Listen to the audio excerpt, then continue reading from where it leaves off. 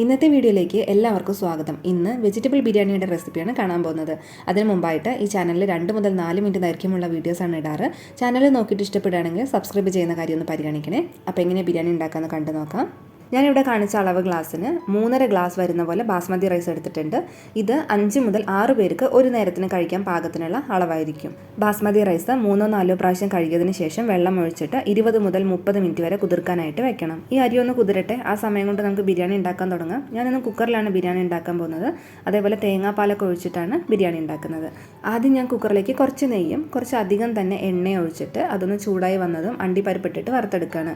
അതിനുശേഷം spices add ചെയ്ത് കൊടുക്കുകയാണ്. പട്ട, ഗ്രാമ്പു, ഏലക്ക, ബേ ലീഫ് എന്നൊക്കെയാണ് ചേർത്തിരിക്കുന്നത്. ഇത് 5 സെക്കൻഡ് എണ്ണയിൽ കിടന്നിട്ടൊന്ന് മൂത്താൽ മതിയാവും. ഉടനെ തന്നെ നമുക്ക് നീളത്തിൽ അരിഞ്ഞ് വെച്ചിരിക്കുന്ന സവാള ചേർത്തിട്ട് നന്നായിട്ട് വഴറ്റിയെടുക്കണം. കളർ മാറേണ്ട ആവശ്യമൊന്നുമില്ല, നന്നായിട്ടൊന്ന് വഴണ്ടി വന്നാൽ മാത്രം മതിയാവും. ഇപ്പോൾ ഇവിടെ പാകത്തിന് വഴണ്ടി വന്നിട്ടുണ്ട്. അതിലേക്ക് ഇഞ്ചി വെളുത്തുള്ളി പേസ്റ്റും പച്ചമുളകും ചേർത്തിട്ട് ഒരു 10 മുതൽ 15 സെക്കൻഡ് വരെ ഒന്ന് ഇളക്കി കൊടുക്കുകയാണ്. അതിനുശേഷം നീളത്തിൽ അരിഞ്ഞ് വെച്ചിരിക്കുന്ന തക്കാളി ചേർത്തിട്ട് നന്നായിട്ടൊന്ന് വഴറ്റിയെടുക്കുക. തക്കാളി നന്നായിട്ടൊന്ന് വഴണ്ടി വന്നതും അതിലേക്ക് മസാലപ്പൊടികളൊക്കെ ചേർക്കുകയാണ്. ഒരുപാട് മസാലകളൊന്നും ചേർക്കണില്ല. എരിവിന് ആവശ്യത്തിനുള്ള മുളക് പൊടിയും കുറച്ച് ഗരം മസാലയും ചേർത്തിട്ട് അതിൻ്റെ പച്ചമണം പോണോടെ വരെ ഒന്ന് ഇളക്കിയെടുക്കുകയാണ്.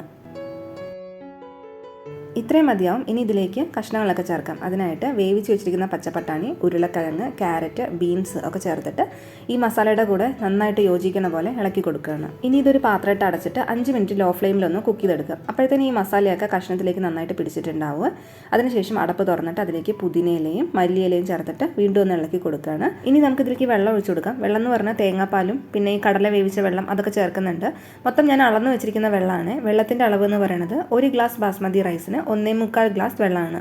അപ്പോൾ ഞാനിവിടെ 3.5 ഗ്ലാസ്സാണ് ബാസ്മതി റൈസ് എടുത്തിരിക്കുന്നത്. അതിന് ഏകദേശം 6.25 ഗ്ലാസ്സിന് താഴെയാണ് ഞാൻ വെള്ളവും തേങ്ങാപ്പാലും എല്ലാം ചേർത്തിട്ട് എടുത്തിരിക്കുന്നത്. ഇതിലേക്ക് ഞാൻ ആവശ്യത്തിനുള്ള ഉപ്പ് ചേർത്തിട്ടുണ്ടായിരുന്നു. ഇതുപോലെ തിള വരാൻ തുടങ്ങുമ്പോൾ കുതിർത്ത് വെച്ചിരിക്കുന്ന ബാസ്മതി റൈസ് ചേർത്തിട്ട് ഇളക്കി കൊടുക്കണം. ഒരുപാട് ഇളക്കി കൊടുക്കരുത്, കാരണം ബാസ്മതി റൈസ് പെട്ടെന്ന് പൊട്ടിപ്പോകാൻ ചാൻസ് ഉണ്ട്. അപ്പോൾ അത് കാരണം ഇതേപോലെ ചെറുതായിട്ടൊന്ന് ഇളക്കി കൊടുക്കാനേ പാടുള്ളൂ. ഇനി ഇതുപോലെ എല്ലായിടത്തും ഒരേപോലെ തിള വരാൻ വേണ്ടിയിട്ട് വെയിറ്റ് ചെയ്യുക. അതിനുശേഷം അരമുറി നാരങ്ങ പിഴിഞ്ഞത് ഞാൻ ചേർത്ത് കൊടുക്കുകയാണ്. അതിനുശേഷം പുതിനയിലയും മല്ലിയിലയും ചേർത്തിട്ട് ഒന്ന് ഇളക്കി കൊടുക്കുക. അരിയുടെയും വെള്ളത്തിൻ്റെയും അളവ് ഒരേ ലെവലിന് വരുന്നോടം വരെ ഒന്ന് വെയിറ്റ് ചെയ്യുക. ഈ സമയത്ത് ഉപ്പിൻ്റെ അളവ് ചെക്ക് ചെയ്തിട്ട് ആവശ്യമാണെങ്കിൽ ഇപ്പോൾ ചേർത്ത് കൊടുക്കാവുന്നതാണ്. ഇപ്പോൾ അരിയുടെയും വെള്ളത്തിൻ്റെ അളവ് ഒരേപോലെ ആയിട്ടുണ്ട്. ഈ സമയത്ത് നമ്മൾ കുക്കർ അടച്ചു വെച്ചിട്ട് വെയിറ്റ് ഇട്ടിട്ട് ഒരു വിസിൽ വരുന്നോടം വരെ വെയിറ്റ് ചെയ്യുകയാണ്. ഒരു വിസിൽ വന്നതും കുക്കർ അടുപ്പത്തു നിന്ന് മാറ്റി വയ്ക്കണം. ഇല്ലെങ്കിൽ ആ ഗ്യാസിൻ്റെ ചൂടിൽ കിടന്നിട്ട് അരി പിന്നെയും വേവാനുള്ള ചാൻസ് ഉണ്ട്. ഇപ്പോൾ സ്റ്റീമൊക്കെ പോയിട്ടുണ്ട്. ഏകദേശം 10 മുതൽ 15 മിനിറ്റിന് ശേഷം ഞാൻ തുറന്ന് നോക്കുകയാണ്. അരി ഒന്നും അടഞ്ഞിട്ടില്ല കേട്ടോ, നന്നായിട്ട് തന്നെ കിട്ടിയിട്ടുണ്ട്. നല്ലൊരു മണം ഉണ്ടായിരുന്നു കുക്കർ തുറക്കുമ്പോൾ തന്നെ. ഈ ബിരിയാണി ഒരുപാട് സ്പൈസി ആയിട്ടൊന്നുമല്ല ചെയ്തിരിക്കുന്നത്. പിന്നെ തേങ്ങാപ്പാലും കൂടി ഒഴിച്ചിരിക്കുന്ന കാരണം ഒരു മൈൽഡ് ആയിട്ടുള്ളൊരു ടേസ്റ്റാണ് ഇതിനുണ്ടാവുക. അപ്പോൾ നിങ്ങൾ ട്രൈ ചെയ്ത് നോക്കിയിട്ട് അഭിപ്രായം അറിയിക്കുക. അടുത്ത വീഡിയോയിൽ മറ്റൊരു റെസിപ്പിയുമായി കാണാം. എല്ലാവർക്കും നന്ദി.